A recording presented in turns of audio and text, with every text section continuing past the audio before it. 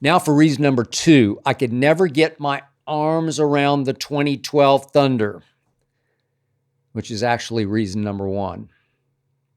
Russell Westbrook, the slam dunk first ballot Hall of Famer, the point guard who could never shoot, the point guard who has the worst hands and commits the wildest turnovers of any point guard ever. I'm not exaggerating, ever.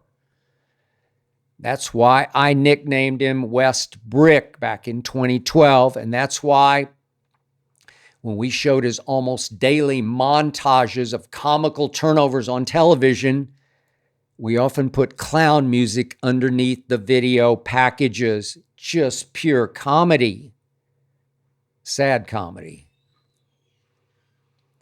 Russell Westbrook will be a first ballot Hall of Famer because he won the MVP in 2017 when he did something I thought I'd never see in my lifetime. He averaged a triple-double. Then he proceeded to back it up by averaging triple-doubles in 3 of 4 years. 3 of 4 years he averaged triple-doubles. That included that first year he went to Washington.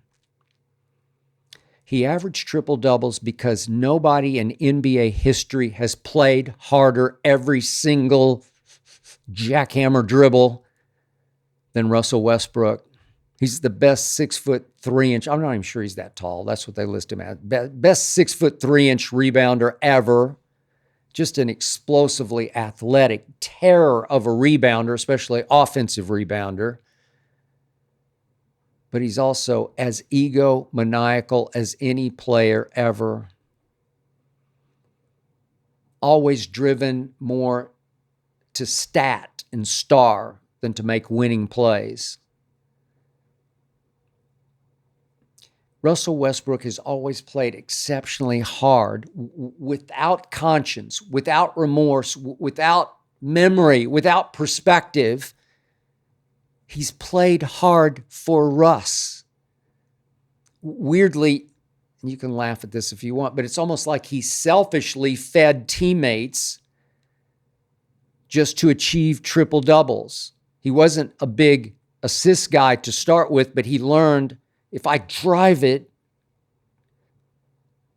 just crazy drive it, get to the rack, and then just leave it on the floor for one of my bigs, and they dunk it, I get one in the assist column. Oh, okay.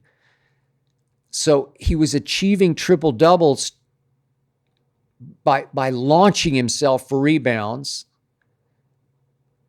and leaving balls on the floor for bigs to dunk to achieve all-time fame as a triple-double artist. And remember, his triple-double teams all lost in the first round of the playoffs. All lost and had a combined playoff record, the triple-double teams, of 5-16, losing in the first round. That's where the triple-doubles got those teams. 2 in OKC, 1 in Washington. So I have a question for you. How many first ballot Hall of Famers were on 5 teams in 6 seasons? Russell Westbrook has now been on 5 in the last 6 seasons. That's because he led the NBA in turnovers 4 times, and he was second 4 times. And that's because career, he's a 30.5% three-point shooter, 30.5 as a point guard. And that's because Russell Westbrook has been under 70% from the free throw line in 6 of the last 7 years. So he's shooting in the 60% from the free throw line. Those are hack-a-Russ numbers. Nobody's tried that, not yet. But those are like 7-footer numbers. Those are like Mitchell Robinson. It's like hack-a-Shaq, hack-a-whoever. It's like hack-a-Russ kind of numbers from the free throw line, and he's a point guard. Somebody explain this to me. How does he get away with this? Remember when LeBron And Anthony Davis campaigned, we got to go get Russ. You're blinded by the triple-double light, gentlemen. I said so. I first guessed it. So he comes in that year for the Los Angeles Lakers, back in Russ's hometown. His dream came true. He's playing at the Crypt downtown Los Angeles. And that year he shot 29.8% from three. That was the worst in the league. And he was second that year in turnovers. And that was the year he and his wife got mad at me for, again, calling him WESTBRICK. And I kept saying, well, make some threes and I won't call you Westbrook. 29.8%, worst in the league.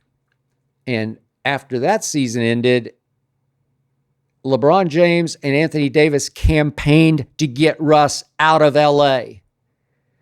And at the next trade deadline, he was gone. And as you know, Ty Lue and the Clippers eventually said no more to Russ, more trouble than worth.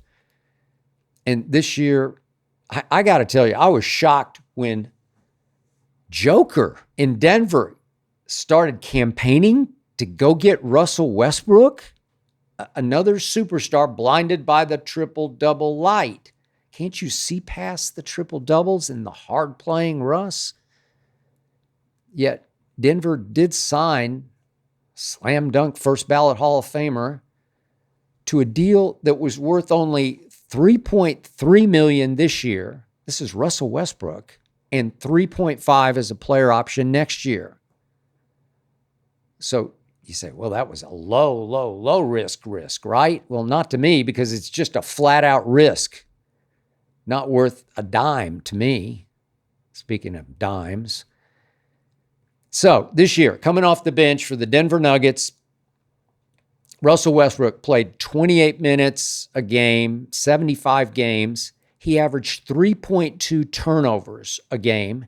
That was sixth in the NBA. Yet the five players above him were all starters playing much higher minutes. It's Trae Young, James Harden, Cade Cunningham, LeBron, and Ant-Man. So Russ led the league in turnovers per minute, even as a sixth or seventh man. You guys like that? Joker, Jamal, do you guys like the fact that he was shooting 32% this year from three and 66% from the free throw line?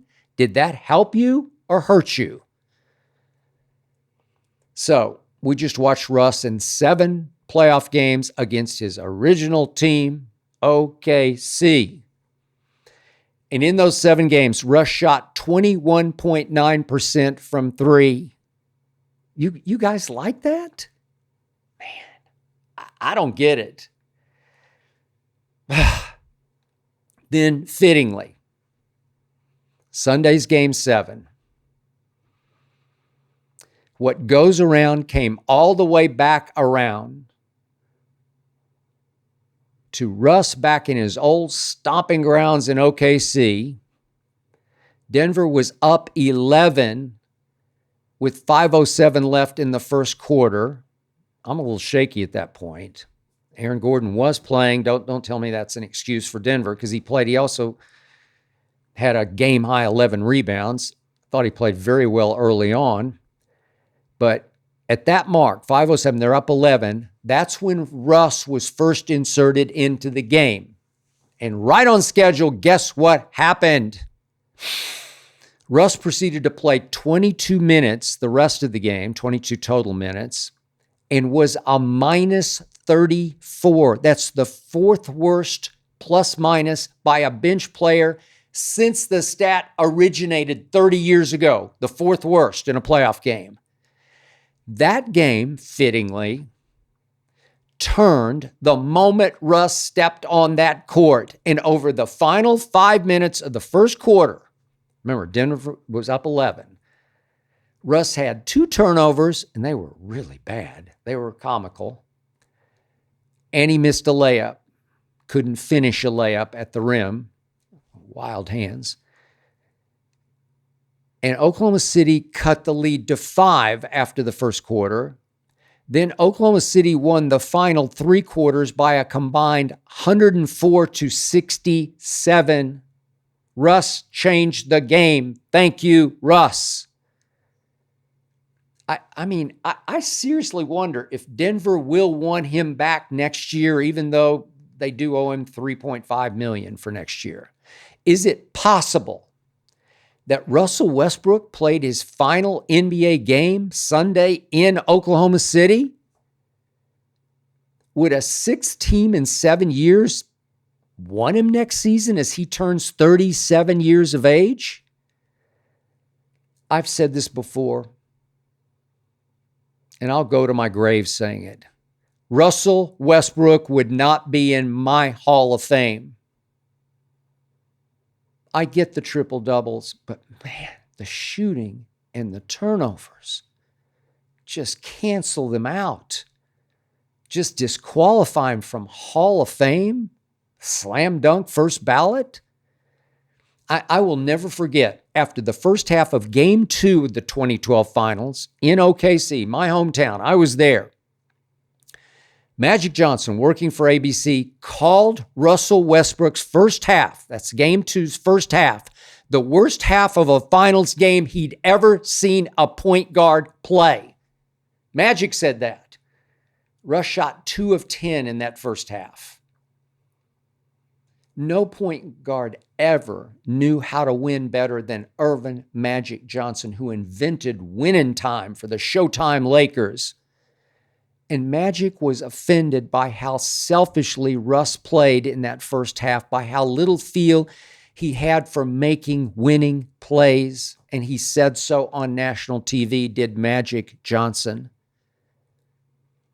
And that night, after LeBron's Heat tied the series 1-1, I honestly, I was happy. I wasn't rooting for my hometown team.